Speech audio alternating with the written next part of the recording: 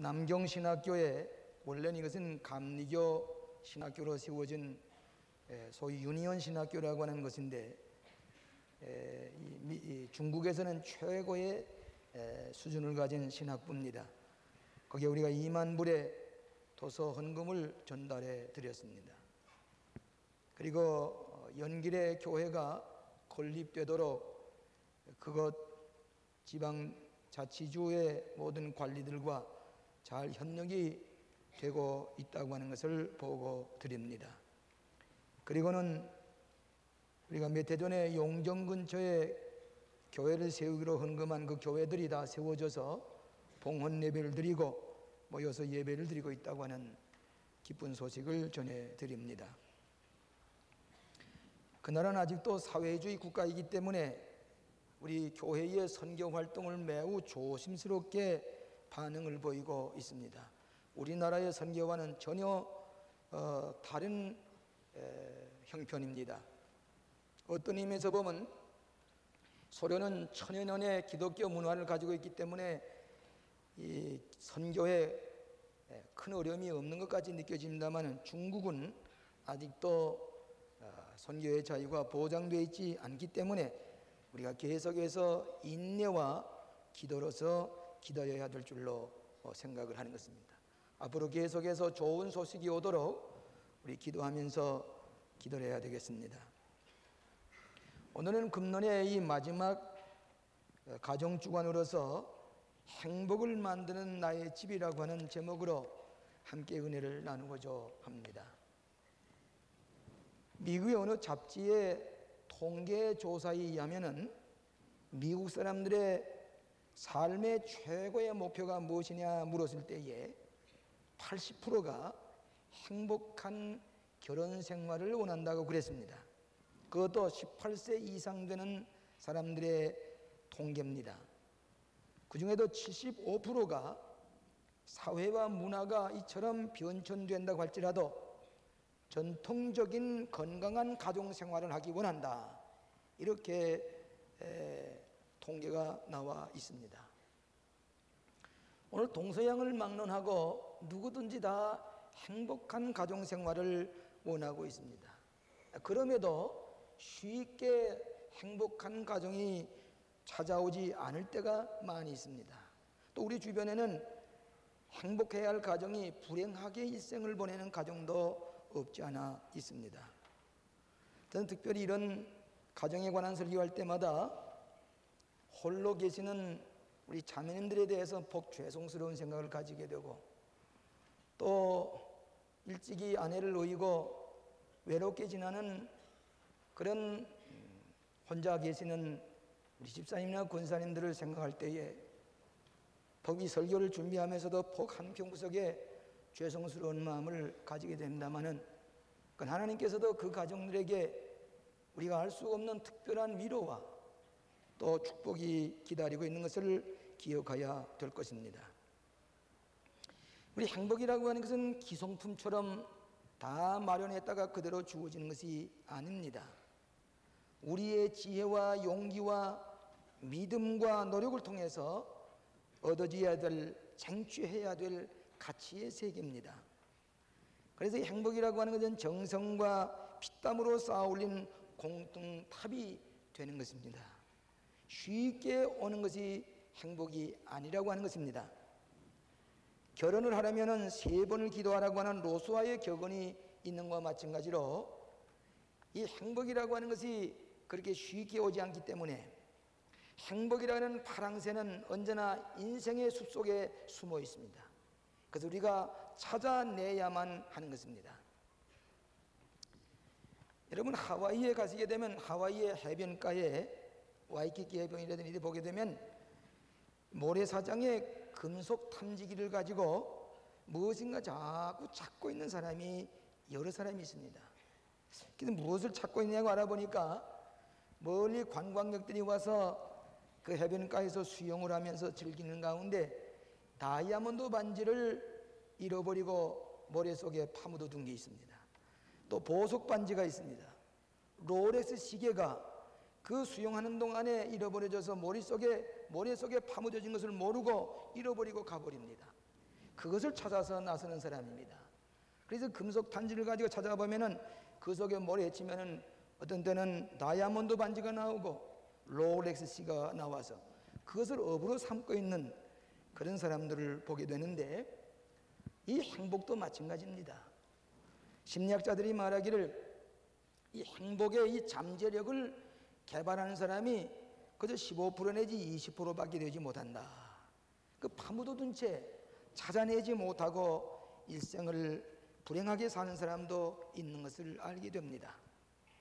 하나님께서는 여러분에게 가정을 이루게 하시는 것은 가장 선한, 가장 행복한, 즐거운 가정이 되도록 하나님께서 축복을 해 주신 것입니다.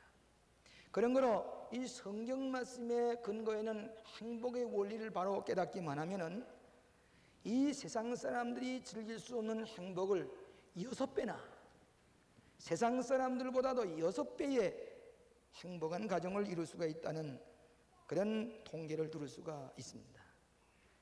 행복을 만드는 나의 집, 3가지로 나누어서 함께 생각해 보려고 하는 것입니다.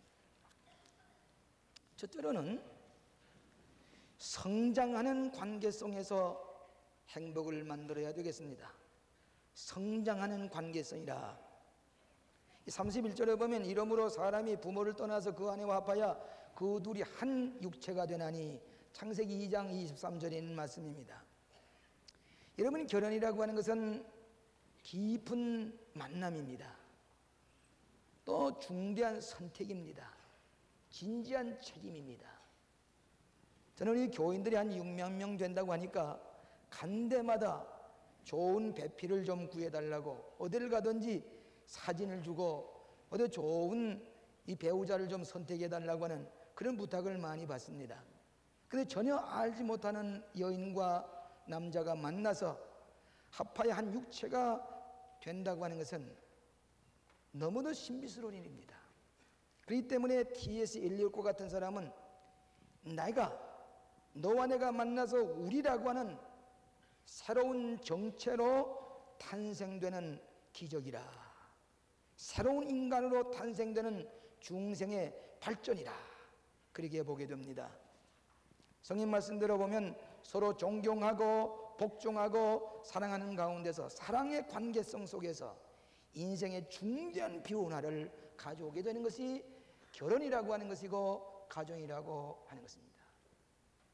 요즘 분신자살하는 젊은이들 보게 되면 다 가정이 없는 사람입니다. 가정이 있는 사람은 그렇게 할 수가 없습니다. 여러 가지 관계성이 있기 때문입니다. 그런데 이 남녀가 모여서 한 가정을 이루어 행복하게 산다고 하는 것이, 이 바울이 말하기를 이 비밀이 크도다, 이 비밀이 크도다, 이 비밀의 이 사실을 우리가 헤아릴 수가 없다, 그렇게 사도 바울이 말했습니다. 소설가 말자크라는 사람이 말하기를 인간의 모든 지식 중에서 결혼에 관한 지식이 가장 뒤떨어져 있다. 오늘 로켓을 쏘아 올리고 달나라에 가고 컴퓨터 원자력을 발견하고 그러지만은 가정에 관한 지식, 결혼에 관한 지식은 아직도 원시 시대에 머물러 있는 것 같은 그런 느낌을 가지게 됩니다. 그래서 이 가정이라든지 행복에 대한 그런 설교나 내용을 보면 새로운 그 지식과 같은 느껴지는 까닭은 오늘날 하나님께서 우리에게 주신 이 기독교의 가정과 결혼의 축복의 원리를 잘 알지 못하기 때문이라고 생각이 되는 것입니다. 이 창세기 2장 18절 25절에 보면 하나님께서 아담을 창조해 놓으시고 아담이 혼자 있는 것이 좋지 못하니, 독초하는 것이 고독해 보이기 때문에 이 아담의 갈비뼈를 취해서 하와를, 여자를 만들어서 아담으로 하여금 잠들게 하시고, 우리 요즘 외과적인 수술 용어로 말하면 마취를 했다고 볼 수가 있지요. 그래서 갈비뼈를 취해서 여인을 만들었습니다. 하와를 만들어 창조해 내고 나니까 이 아담이 보고 너무너무 기뻤습니다. 그래서 처음으로 이 아담이 그 여인에게 하는 말이 이는 내 뼈 중에 뼈요 살 중에 살이로구나, 하나이 됐단 말입니다. 그리고 나는 말이 아담과 그 아내 두 사람이 벌거벗었으나 부끄러워하지 아니하더라. 부끄러움이 없는 행복. 벌거벗었으나 부끄러움이 없다고 하는 이 말은 행복의 극치의 표현이라고 생각을 하게 되는 것입니다. 그렇기 때문에 이 성경 말씀의 근거에서 보게 되면 인간의 기본적인 관심이 뭐인 거니 관계를 맺으려고 하는 의지가 있다. 영어로 말하면 will to relate, 관계성을 맺으려고 하는 의지가 인간에게 있다. 그렇게 얘기를 합니다. 조지 레오나드라고 하는 사람이 우리가 지구의 궤도를 벗어나서 달나라에 착륙할 수가 있으나 그러나 인간 사회 속에서 남녀가 서로 함께 조화를 이루어서 함께 7일 동안을 열심히 함께 살며 행복을 누리는 이외에 새로운 발견은 전혀 없다. 인간이 달나라에 오고 간다고 할지라도 인간이 남녀가 합해서 하나님의 창조의 질서대로 행복을 누리는 것 이외에 다른 발견은 하나도 없다. 그렇게 얘기를 했습니다. 어느 한국의 여성 여권 운동가가 영국에 가서 유명한 여성 정치가를 찾아가서 여권 운동을 어떻게 하시면 좋겠느냐고 질문을 했습니다. 그랬더니 영국의 유명한 여성 정치가 하는 말이 우리 여성은 적어도 3가지 중요한 관계를 맺어야 됩니다. 그렇게 얘기를 하면서 첫째는 뭐인 거니 교회와의 관계를 맺어야 됩니다.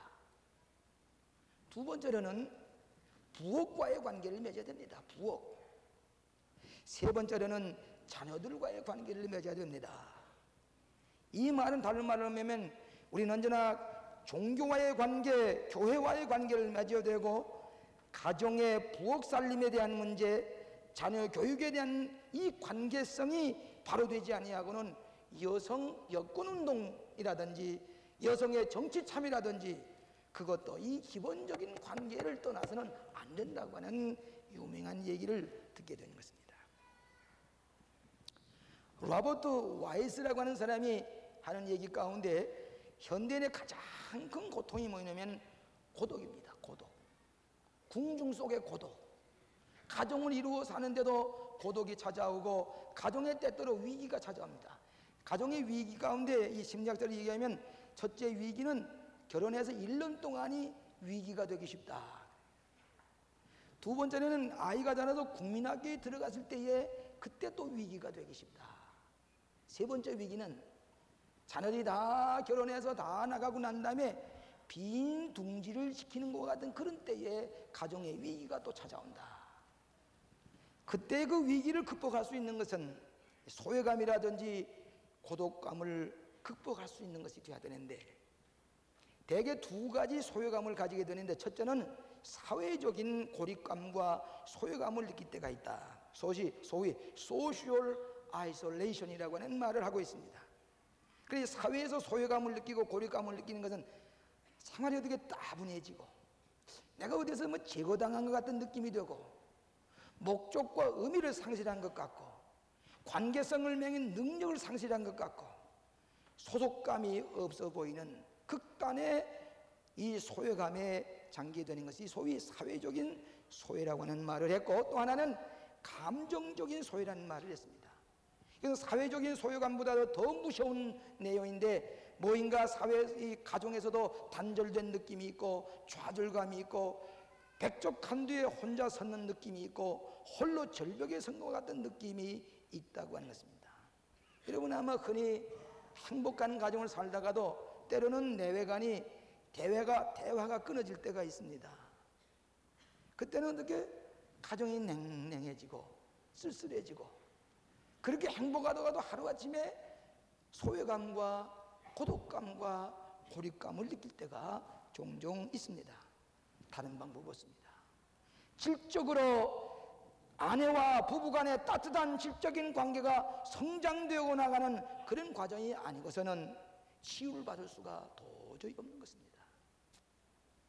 성경 말씀에 히브리서 12장 1절에 구름같이 둘러싼 허다한 증인들이 있으니 아무리 구름같이 둘러싼 허다한 증인이 있다고 할지라도 내 가정에서 아내와 내가 자식과 가정에 소위 인너서클의 그 가정에서의 관계가, 사랑의 관계가 점점 성장해지지 아니하면 감정적인 소외감을 느끼게 된다고 하는 말씀입니다.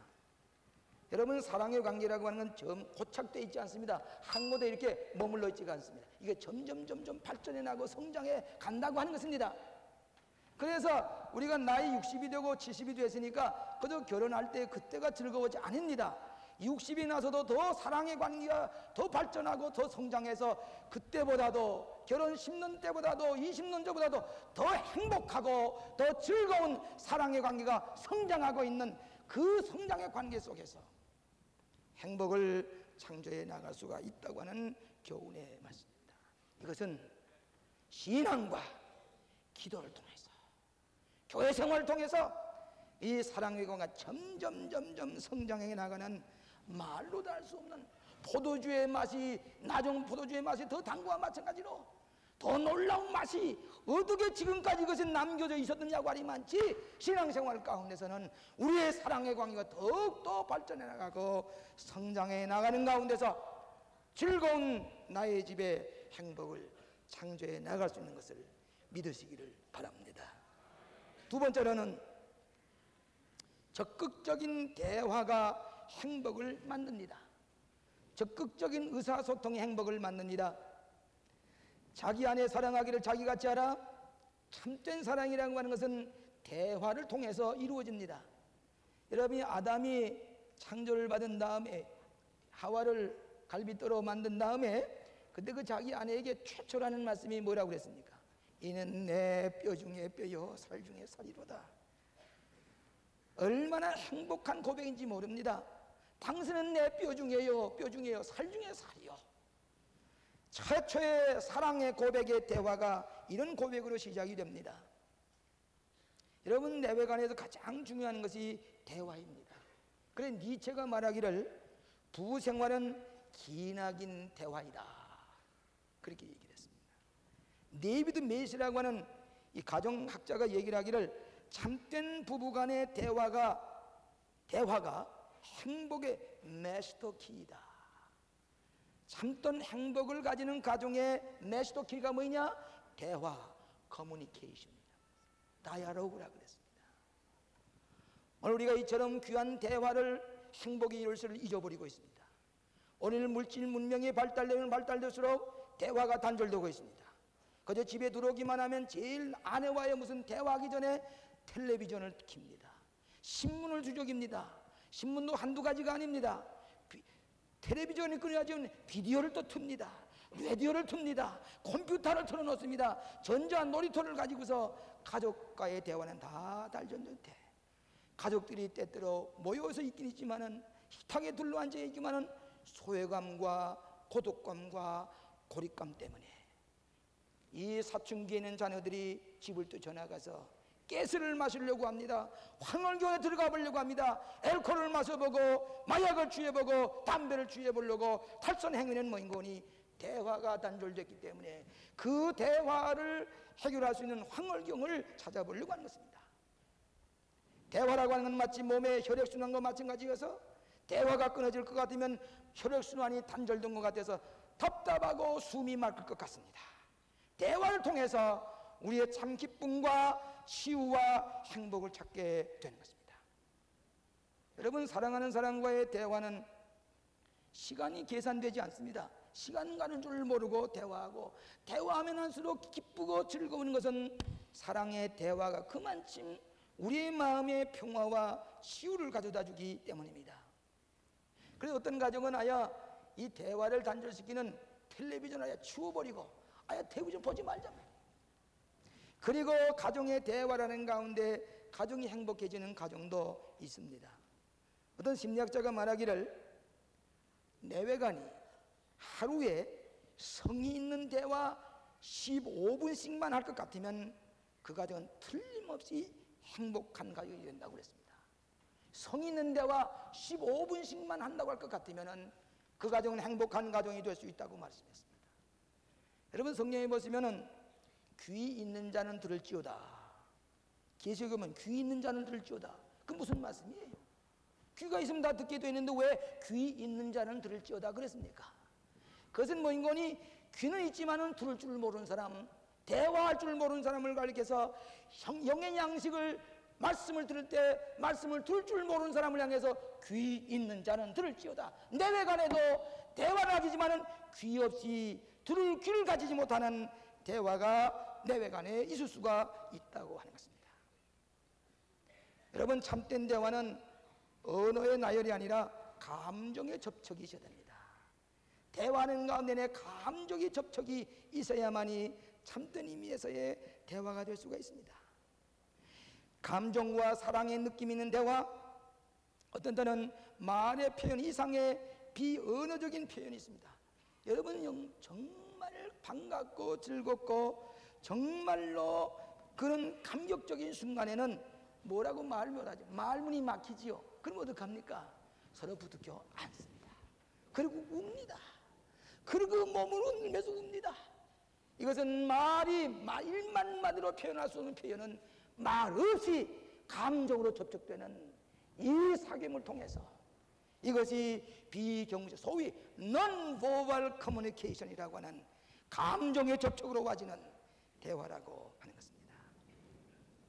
오늘 우리가 때때로 말보다도 몸짓과 우리의 눈매와 전체 표정을 통해서 가장 값비싼 대화를 할 때가 있습니다. 그렇기 때문에 요한일서 3장 18절에 자녀들아, 우리가 말과 혀로만 사랑하지 말고 오직 행함과 진실함으로 사랑하라. 우리의 말과 행함으로 진실한 거로, 말보다도 더 진실한 그런 대화를 하라고 하는 말씀입니다. 여러분, 어린아이들도 대화를 통해서 교훈하는 것을 보게 되는데, 저희 집에 얘기를 해서 죄송합니다. 우리 집 대화가, 우리 집에 호대가 우리 유치원에 다닙니다. 근데 이놈이 나이가 조금씩 이제 유치원에 다닐 때니까 고집이 좀 있고, 어떻게 부모님의 말씀에 잘 순종하지 않을 때가 있어요. 그때는 어미가 호대를 붙들고 그렇게 얘기를 합니다. 호대야, 내가 네게 매를 들랴 채찍을 맞으려냐, 그러자면 나하고 대화를 하려느냐 선택하라고 그럽니다. 그러면 대화하겠다고 그랬습니다. 그러면 골방에 들어가서 대화를 합니다. 엄마가 내가 이렇게 해서 잘못하고 이렇게 해서 대화를 시작하냐, 알았느냐? 대화를 한 10분 동안 하는 것 같습니다. 그러고 나오면은 그 조금 전에 있었던 모든 거 다 깨끗이, 그리고 명랑하게 즐겁게 순종하며 태도가 달라진 것을 볼 수가 있습니다. 4살 난 어린이도 대화를 통해서 치유를 받거든요. 오늘날 우리가 이 대화를 통해서 어린아기도 내외간에도 상처를 치유하고 행복을 창조해 나가는 것, 하나님께 주신 가장 귀한 선물입니다. 전문가의 말에 의하면 매 초마다 대화 중에는 50개 내지 100개 조각의 정보를 주고받다고 생각합니다. 1초 동안에. 그런데 대개 현대인의 모든 가정생활 가운데는 그 가장 가까운 내외간도 비인간적인 대화를 할 때가 많습니다. 너무 바쁘기 때문에, 뭐냐 다른 데 골몰에 있기 때문에 내 아내와의 대화가 아주 천박한 대화, 얄팍한 대화로 멎을 때가 많습니다. 어떤 대화는 첫째로는 보고 형식의 대화라고 합니다. 보고 형식의 단계. 그래서 내가 오늘 이렇게 일을 했어, 집에서 이렇게 보고하는 정도로 기본적인 내용이나 감정이 섞여지지 아니하고 참된 정보가 아닌 그저 보고 형식의 대화. 두 번째로는 명령의 단계, 명령 형식의 단계. 그저 이렇게 하시오. 왜 그럴까요? 그저 하려면 하라고. 또 명령조입니다. 또 이렇게 명령조의 대화는 오해가기가 쉽습니다. 친근감을 잃어버립니다. 참된 의사소통가 없이 그저 명령조의 대화로 끝나는 때가 우리 가정에 많이 있습니다. 그 다음에는 세 번째로는 경위 설명의 단계입니다. 그저 저는 이렇고 후는 이렇습니다. 그저 이런 경위로 됐습니다. 그 배우의 참된 의미라든지 그 참된 의사소통이 아니라 그저 경위 설명 정도로 끝나고 마는 것에는 참된 사랑의 대화가 될 수가 없고, 지극히 표면적인, 지극히 천박한 그런 대화로 멎어질 때는 참된 창조적인 대화가 될 수가 없다고 하는 말입니다. 행복을 만드는 적극적인 대화 7가지를 생각해 보겠습니다. 그것을 가지고 이 폴 틸리라는 사람은 이런 이발을 가지고 소위 listening love라, 아주 듣는 사랑이라 그런 말을 한 적이 있습니다. 첫째로는 사랑하는 마음으로 대화하라, 그 얘기입니다. 사랑하는 마음으로. 그 사랑하는 사람이 얘기를 주고받을 때는 그렇게 귀엽고 아름답고 정다울 수가 없습니다. 내가 사랑하는 마음을 가지고 그 대화하는 그 부부간의 사이를 보게 되면 그렇게 정답고 아름다울 수가 없습니다. 또 두 번째로는 성의 있게 듣고 말하라 그랬습니다. 성의 있게. 남의 얘기를 아내의 얘기처럼 소중한 얘기가 어디 있습니까? 남편의 얘기처럼 소중한 얘기가 어디 있습니까? 성의 있게 들어주고 말하라. 그걸 가지고 창의적인 청취라 그럽니다. 제가 때때로 바빠서 너무 머릿속에 다른 생각이 꽉 있을 때에 집을 나서면서 제 아내가 여보 오늘 이런 거 하세요. 알았어요. 알아서만 했지 무슨 얘기인지 알지도 못하고 들어와 버립니다. 그 다음에는 일처를 당장 할 때 하지 못합니다. 몇 시간 지났는데 여보 그게 못했는데요. 벌써 시간 한다. 제가 큰 실수를 할 때가 많이 있습니다. 성의 있게 청취하지 못하는 마음, 우리가 참된 창조적인 대화가 되지 못할 때가 있습니다. 세 번째로는 정직한 마음으로 들으라 그런 말입니다. 우리가 때때로는 남의 얘기 들을 때에 교만한 자세를 가지고 들을 때가 있습니다. 그것도 바른 자세가 아닙니다. 여러분 설교 듣는 것도 마찬가지입니다. 설교 듣는 것도 자세 때문에 좋은 사람이 있는가 하면은 그 표정이 아주 그 진지하게 정직하게 듣는 태도가 아니라 아주 건성으로 듣는 태도에는 그것이 참된 행복을 창조할 수가 없는 대화가 되는 거예요. 설교라고 하는 것은 모노로그가 아니라 대화입니다. 여러분 제가 하는 설교를 대해서 듣는 사람은 고개를 끄덕거리며 적으면서 그것은 대화입니다. 형식은 모노로그지만은 실상은 다이아로그입니다. 정직하게 남을 없이 여기는 마음으로 들을 때는 참된 대화가 될 수가 없습니다. 네 번째로는 느낌을 솔직하게 나누라.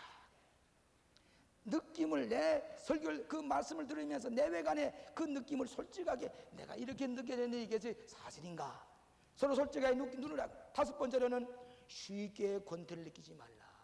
참으면서 들으라고. 여러분 내외간의 대화를 하다 보면 때로는 한 얘기 또 하고 또 할 때가 있지요. 권태를 느낄 때가 있지요. 그러나 참고 인내심을 가지고 들으라고 하는 것입니다. 그 다음에는 여섯 번째는 바르게 이해했는지 점검해 보라. 얘기를 하다가 내가 바르게 이해하지 못한 얘기를 편견을 가지고 들었을 때에 큰 오해를 살 때가 있으니 다시 검토해 보고 내가 이렇게 이해하는 것이 맞는 것이냐고 점검해 보라 그랬습니다. 그 다음에 일곱 번째로는 존경하는 마음으로 대화하라. 상대방을 존경하는 마음으로 대화할 때는 사랑이라고 하는 것은 존경해야 이루어지는 것입니다. 대화가 많으면 많을수록 건강한 가정이 됩니다. 행복한 가정의 다리는 바로 대화를 통해서 그 가교가 누워지게 되는 것입니다. 우리 전도사님 가운데 한 분이 아침 조회 시간에도 아주 물론 이제 먼 거리에 차를 타고 오셔서 피곤해서 그렇겠지만 자꾸 졸아요. 그래서 왜 전도사님 왜 이렇게 아침 시간에도 좋으십니까? 그러니까 어젯밤에 제 남편과 긴 대화 때문에 잠을 미쳐 못 자서 그랬습니다. 그런데 아닌 게 아니라 그 가정은 대화가 많은 가정이에요. 자녀들도 아주 건실하게 자라고 성가대를 하고 또 결혼에 이루는 거 보니까 아주 건실하게 대화가 많은 가정일수록 건강하고 행복한 가정이 될 줄로 믿습니다. 오늘 적극적인 대화가 여러분의 행복을 만들어내는 것입니다. 마지막으로 교회 중심의 신앙생활로 행복을 만드십시다. 교회 중심의 신앙생활로 여러분이 공동체와의 관계를 늘 가질 때에 내 생활이 정리가 되고 내 생활이 고쳐지게 됩니다. 근데 이 성경 말씀 가만히 보니까 아마 교회란 말이 이 짧은 성경 구절에 제일 많이 나온 것이 이 구절이 아닌가 생각되는데 부부간의 행복을 논하면서 교회가 하듯이 그리스도가 교회에게 하듯이 또 교회가 그리스도에게 하듯이 교회, 너 그리스도, 남자와 여자, 남편과 또 부인, 또 아내, 교회를 중심해서 이 삼각관계로 말씀을 하신 것을 볼 때에 참된 행복이라고 하는 것은 교회 중심의 신앙으로 이루어지게 되는 것입니다. 로버트 데일이라고 하는 사람이 행복한 가정생활은 예배를 통해서 창조된다. 오늘 여러분의 가정예배, 이 교회에서 내외간이 예배를 보고 돌아갈 때는 결혼생활이 새롭게 시작하는 것입니다. 지루하고 따분했던 가정생활에서 교회 와서 예배를 보고 할 때, 자, 이제 다시 가정생활이 시작되는 것 같은, 우리의 가정을 새롭게 하고 새로 출발하게 하고 성장시키는 것이 교회 중심의 신앙생활의 가정이라고 생각을 하게 됩니다. 그러니까 다르게 한 가정이 교회 출석을 할 때에 사랑을 체험하게 되고 신뢰감을 가지게 되고 화해를 하게 되고 통일성을 가지게 되고 치유를 가지게 되고 기쁨과 평화의 열매를 맺는 것이 우리의 가정생활입니다. 제가 늘 얘기합니다. 심리학자들 얘기하기를 이 가정생활을 통해서 우리 행복이 6배나 교회 나가지 않은 사람보다도 6배나 더 행복할 수 있다는 말은 분명한 과학적인 증거가 있는 말입니다. 여러분, 내외간이 불안하게 가정이 파괴 직전에 있다가 광릉교회에 들어와서 치유를 받고는 너무너무 행복한 가운데서 고백하는 얘기를 나는 많이 듣고 있습니다. 내외간이 같이 예배 보는 가운데 설교를 들으면서 내가 이 남편에게 이렇게 잘못했구나, 내 아내가 이 잘못된 내가 뭘 못할 일을 한 것 같구나, 뭔지 모르게 마음에 가책을 느끼면서 손을 꼭 잡고, 그 말은 표현했지만 손을 꼭, 내가 잘못했어, 내가 당신에게 못할 일을 시킨 것 같소, 내가 남편 되는 당신을 소중히 여기지 못하고 존경하지 못하고 뭐인가 잘못한 것 같소. 그리고 예배당을 나설 때에 행복하게 삽시다, 기쁘게 사십시다, 평화롭게 사십시다. 그리고 손목을 잡고 나가다가 아래층에서 주일학교를 보내고 그림을 그리고 뭘 가지고 나온 어린이가 아버지 어머니, 엄마 아빠 나 이런 거 배웠어. 그리고 아버지 어머니의 손목을 잡고 나가는 이 어린애기, 행복한 가정. 그러면서 분수대 옆에 서 있는 선한 목자상을 보면서 이 어린이가 예수님 빠이빠이 빠이빠이, 다음 주에 또 올게요, 예수님 빠이빠이. 상상력입니다. 이처럼 행복한 가정, 돌아가서 점심을 나누면서 그 모든 것을 다 찌꺼기를 씻어버리고 새로이 출발하는 행복한 가정. 교회사를 통해서 부부간의 공동의 가치관을 가질 때에 행복할 수밖에 없습니다. 여호와께서 집을 세우지 아니하시면 세우는 자에서 흩도다는 말은, 이 말은 여호와께서 우리의 건축물에 이 집만 가구를 세우는 게 아니라 우리의 집을 그리스도 안에서 세울 때에, 하나님 안에 세울 때에 행복한 가정이 될 수 있다고 하는 말씀입니다. 교회 중심의 가정생활은 날이 갈수록 행복합니다. 비록 늙어가지만은 그렇게 행복할 수가 없습니다. 아내의 존재가 더 새로워집니다. 남편이 그렇게 소중해질 수가 없습니다.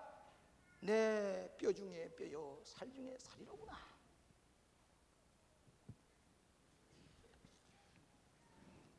어느 민에 잘 믿는 젊은 부인이 입원을 했습니다. 교회 잘 나가는 성가대원입니다. 입원하고 나니까 교회에서 얼마나 사랑을 받았던지 그 교회에서 철학 기도를 하면서 그분을 위해서 기도합니다.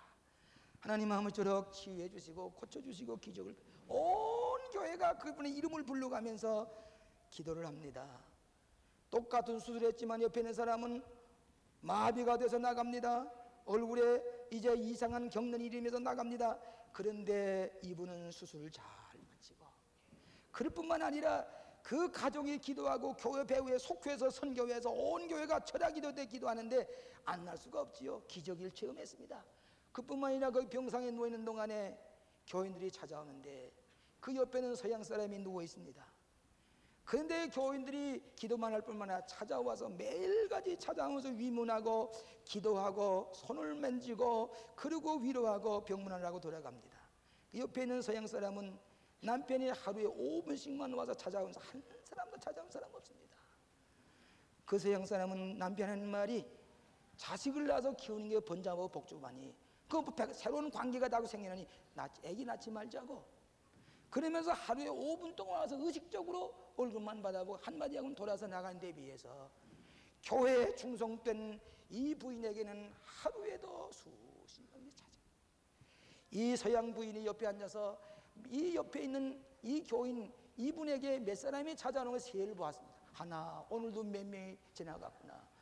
나중에 고백하기를, 퇴원할 때에 당신이 병원에 입원하는 동안에 새로 찾아오는 사람만 해도 70명이고 100여 명이 다녀갔어. 나에게는 내 남편도 그것도 흐뭇하게 만나주는 게 아니라 기계적으로 왔다 가는데 고독해서 견딜 수가 없어요. 속히 치유를 받고 건강하게 퇴원하시려니까 이분이 손에 얼굴을 가리고 흐느끼 울면서 고독한 교회 없는 가정, 소외당한 현대인,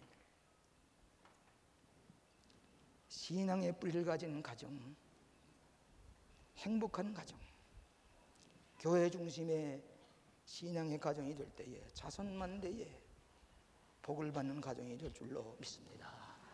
그리스도의 사랑 안에 성장하는 관계성, 적극적인 대화, 교회 안의 신앙생활을 통해서 행복을 창조하시는 우리의 집이 되시기를 축원합니다. 살아계신 아버지 하나님, 이토록 존귀한 가정을 저희들에게 주신 것을 감사합니다.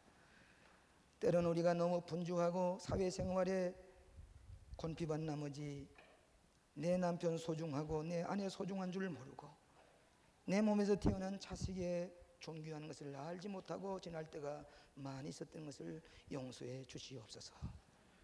우리의 사랑의 관계가 성장하고 있습니다. 아버지, 적극적인 대화를 통해서 과거에 경험하지 못한 신비스러운 행복을 체험하고 있습니다. 교회를 통해서 하나님 중심의 신앙으로 더 아름다운 행복을 만들어 나가는 우리들의 집이 되게 하여 주시옵시기를 예수님 이름으로 기도하옵나이다.